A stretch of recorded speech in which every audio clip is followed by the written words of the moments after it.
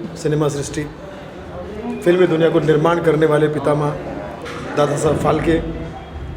दादा साहब उनका नाम है, लेकिन वो हमारे परदादा है। उन्होंने फिल्म बनाई और हम सबको एक उद्योग दिया, हम सबको एक काम दिया, हम सबको एक रोज़गार दिया, कला दिखाने का, कलाकारों को पूरी देश और दुनिया को, एक देश के कलाकारों को दुनिया में अपना नाम फैलाने का अवसर दिया। तो मैं तो समझता हूँ कि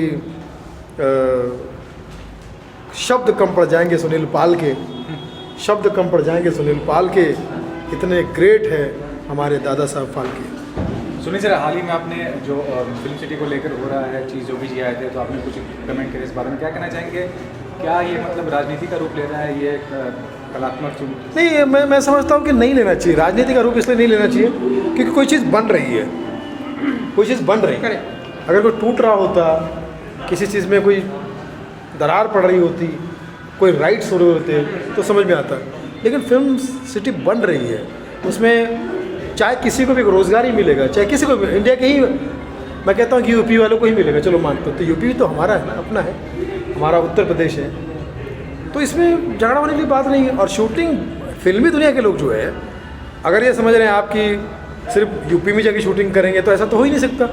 वो तो जब फिल्म सिटी बनेगी, अपना फिल्म सिटी बनेगी, तो उनके लोकेशन के हिसाब से उन्हें अगर बॉम्बे अच्छा लगेगा तो बॉम्बे में शूट करेंगे, उनको अगर अच्छा लगेगा कि लंदन करना शूट तो लंदन करेंगे, कोई छोटे गांव में करना तो छोटे गांव में करेंगे, राजपीपला में करना तो राजपीपला में करेंगे, तो उनके लोकेशन और बजट के हिसाब से फाइनल होता है। लेकिन आप देखते हैं कि फिल्म सिटी जब बनेगी तो, और अगर सुविधा होती है तो वहाँ पे लोग करेंगे। सुविधा कलाकारों को, भाई कलाकार जो है या फिल्म वालों को ऑलरेडी कितने सारे प्रॉब्लम फेस करने पड़ते हैं, टैक्स दो, ये दो, थिएटर में फिल्में नहीं मिल रही है, लग रही है, ये साल तो पूरा बेकार रहा। लेकिन वैसे भी फिल्म वालों को शूटिंग की परमिशन के लिए प्रॉब्लम होती है, फिल्म बनाने में करोड़ों रुपये खर्चे होते हैं, लेकिन रिलीज सही नहीं मिलता है, थिएटर नहीं मिलते।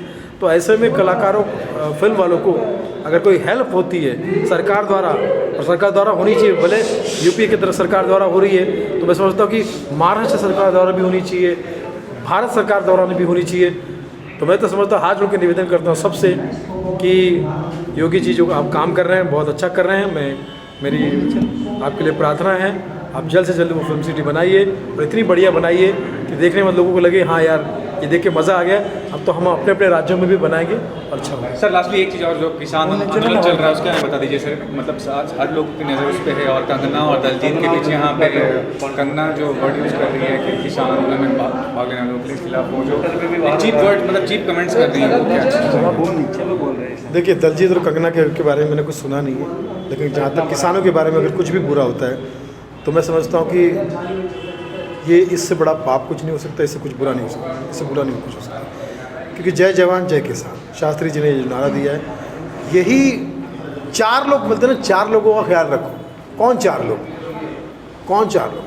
माँ बाप, हालांकि दोनों एक ही है, माँ बाप, किसान और जवान। किसान हमें अन्न देता है, जवान हमारी रक्षा करता है, फौजी भाई, माँ बाप हमें जन्म देते हैं, और किसी एक को तो अगर ख्याल रखना चाहिए, अपने गुरुओं का ध्यान रखो। चार लोग, यही चार लोग हैं जो आपको अपने जीवन में ज़रूरी है। तो किसानों का तो मैं समझता हूँ कि उनको तो जितनी सुविधा मिलनी चाहिए, जितना उनको सपोर्ट मिलना चाहिए, जितना उनका थैंक्स हम करें उतना कम है। और उनके साथ में अगर कुछ भी बुरा होता है तो भी मेरा मन दुखता है।